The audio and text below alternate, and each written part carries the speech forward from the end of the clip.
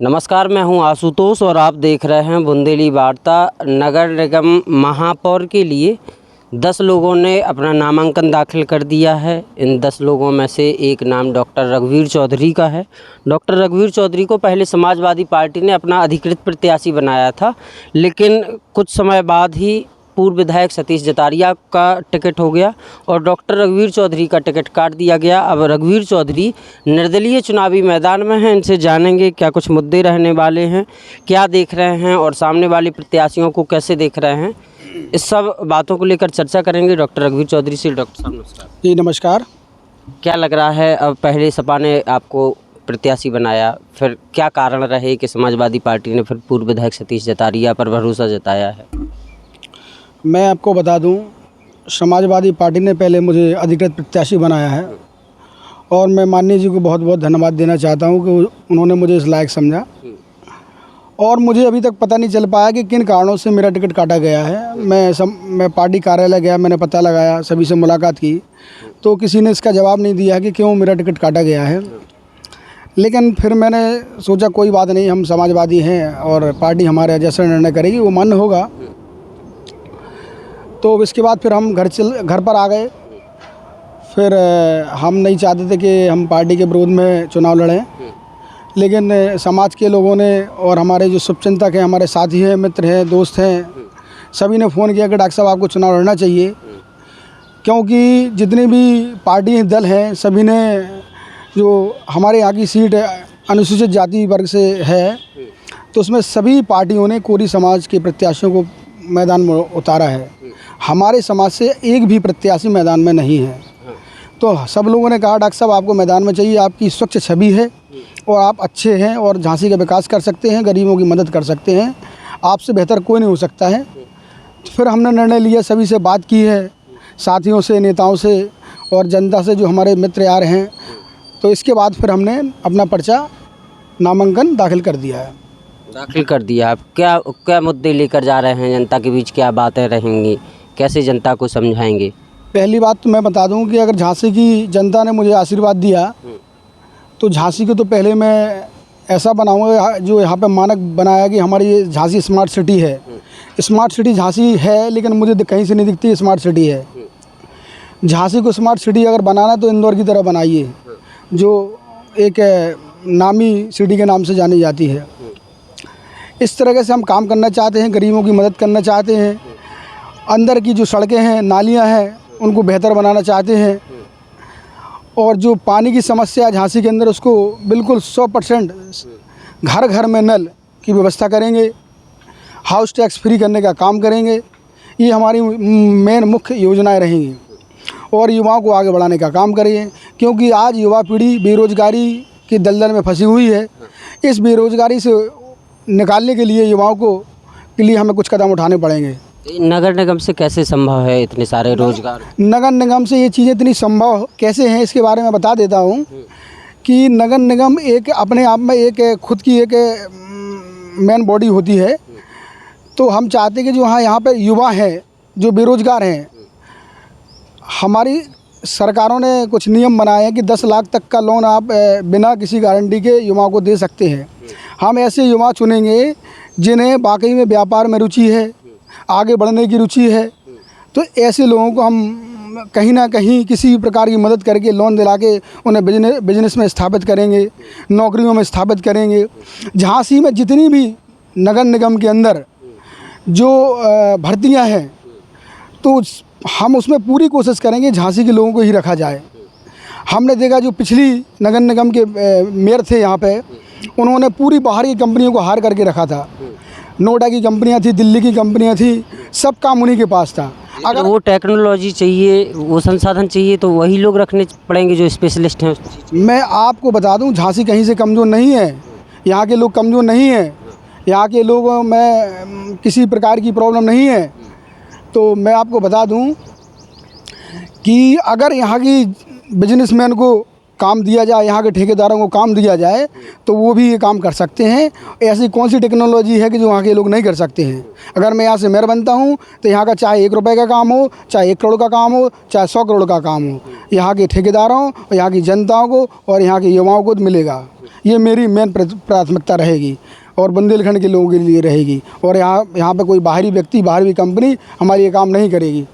मैं चाहता हूँ कि इस प्रकार से हम योजनाबद्ध तरीके से काम करेंगे तो बुंदेलखंड का और हमारी झांसी का बहुत विकास होगा।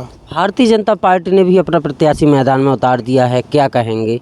सामने बहुजन समाज पार्टी भी है, कांग्रेस भी है, इन तमाम प्रतिद्वंदी जो राजनीतिक दल हैं आपके सामने हैं, उनको कैसे देखें? मैं बता दूं, भारतीय जनता पार्टी ने जो प्रत्याशी उतारा है उनका पार्टी में ही बहुत ज़्यादा विरोध है। तो मुझे नहीं लगता कि वो यहाँ से सीट निकाल पाएंगे। और जनता चाहती है कि एक अच्छा व्यक्ति आए और इससे सरकार ना किसी की बननी है ना बिगड़नी है।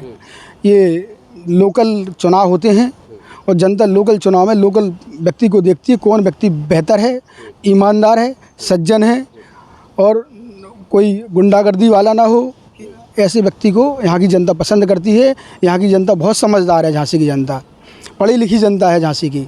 वो मुझे पूरा भरोसा है कि यहाँ की जनता मुझे पूरा आशीर्वाद देगी और मुझे यहाँ से मेयर बनाने का काम करेगी। पूर्व विधायक सतीश जतारिया को समाजवादी पार्टी ने टिकट दिया है, उनके बारे में कैसे देख रहे हैं? क्या लग रहा है, कितनी क्या फाइट होने वाली है आपकी उनके बीच में?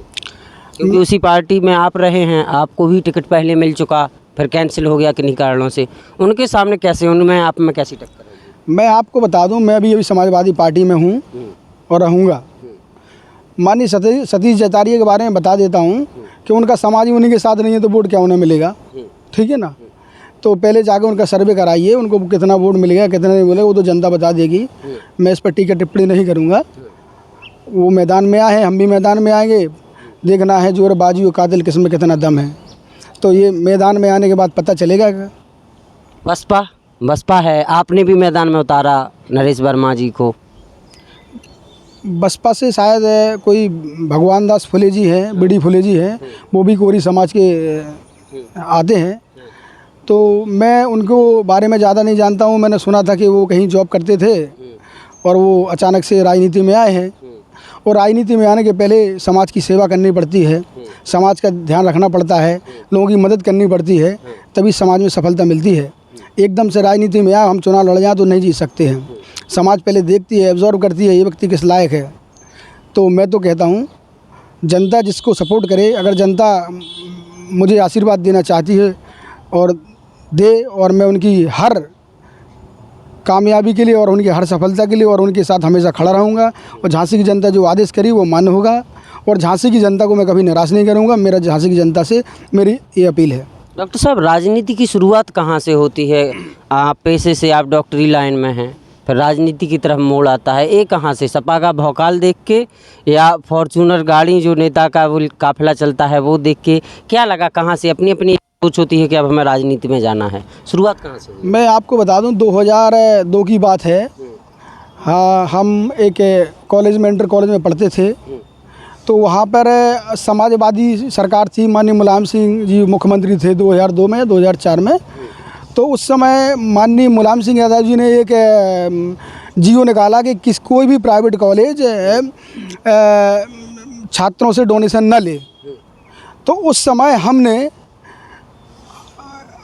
धरना प्रदर्शन किया, बहुत ज़ोर से धरना प्रदर्शन किया, उस कॉलेज के खिलाफ प्रदर्शन किया। तो डोनेशन लिया गया था क्या? हम बता रहे हैं, बहुत पुरानी बात है, हम इंटर में पढ़ते थे, 11 में पढ़ते थे, उस समय की बात बता रहे हैं हम आपको। तो वो माननीय मुलायम सिंह जी का आदेश निकला, पेपरों में छपा, लेकिन कॉलेज वाले मानने वाले नहीं थे। वो सबसे डोनेशन वसूल कर रहे थे, प्रत्येक छात्र से 2-2 हज़ार रुपये, कम से कम नहीं है तो उस कॉलेज में 5-6 हज़ार स्टूडेंट होंगे। तो हमने कहा ऐसा अगर चलता रहा, सरकार कुछ कह रही है, कॉलेज वाले कुछ कर रहे हैं, तो हमें छात्र जीवन में ही हमने राजनीति शुरू कर दी थी। और हमने उस समय लड़ाई लड़ी और हम जीते। हमने पूरे कॉलेज का डोनेशन माफ़ कराया। उस समय हमारी राजनीति की शुरुआत हो चुकी थी। जब आप 12th में पढ़ते थे? हम 12th में पढ़ते थे, तब से हमारा। इसके बाद फिर ज्वाइनिंग कब हुई, किस पार्टी में हुई? फिर हम आपको बता दें, फिर हम इसके बाद फिर हम पढ़ते रहे। वहाँ से हम इंटर कॉलेज से निकल के आए, फिर हम झांसी आए, यहाँ हमने पढ़ाई की। तो बुंदेलखंड विश्वविद्यालय से हमने बैचलर डिग्री की और मास्टर ऑफ डिग्री हमने देहरादून से की है। तो फिर हम क्या है कि हम समाजवादी विचारधारा से पहले से प्रभावित थे। लोगों ने प्रचार किया, डॉक्टर रघुवीर चौधरी बसपा से आए हुए हैं, ये बिल्कुल झूठ है, हम बसपा से नहीं आए हैं। लेकिन हम आपको बता रहे, एक चर्चा चलती थी कि तिलक जी के साथ विधानसभा चुनाव के पहले सपा में आ गए थे, इसके पहले बसपा में ही थे उनके साथ। नहीं, ऐसा कुछ नहीं है। अब तिलक जी से हमारे व्यवसायिक संबंध थे, तो हम उनसे जुड़े थे। देखो, राजनीति में बढ़ने के लिए किसी न किसी नेता का सहारा लेना पड़ता है। आदमी चाहे कि हम डायरेक्ट जाके माननीय अखिलेश जी से मिल लें, तो ऐसा पॉसिबल नहीं है। सही बात। तो हमने माननीय तिलक जी के साथ हमने काम किया, उनसे जुड़े, राजनीति हमने सीखी, तो हमारे संबंध उनसे। तिलक जी राजनीतिक गुरु हैं, ऐसा कह सकते हैं क्या? नहीं, हम कह सकते हैं उन्होंने हमें राजनीति सिखाई है। गुरु तो भगवान है सबका। मैं भगवान को मानने वाला, बाबा साहब को मानने वाला व्यक्ति हूँ। तो उनके साथ रह के हमने राजनीति शुरू की है, और इसका ये ठप्पा लगा कि हमारा टिकट कटवाया गया है कि तिलक जी के आप आदमी हैं, इसलिए हमारा टिकट काट दिया गया है। अब तिलक जी से मुलाकात हुई है, क्योंकि तिलक जी तो अब चुनावी मैदान में है नहीं, उनका आशीर्वाद मिला है? देखो, अगर मैं अभी चुनाव में मैदान में आता हूँ, मुझे नहीं लगता मेरा हर समाज का व्यक्ति मुझे आशीर्वाद देगा। सभी ने कहा है कि आप मैदान में आइए।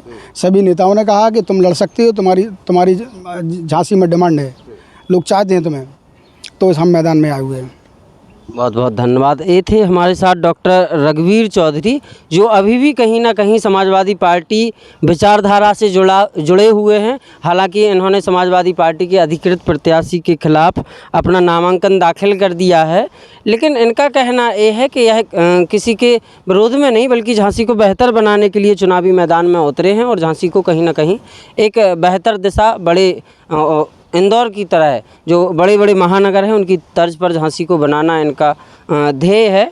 और ये हमने चर्चा की। आगे कुछ सवालों के साथ दोबारा मिलाएंगे आपको डॉक्टर रघुवीर चौधरी के साथ।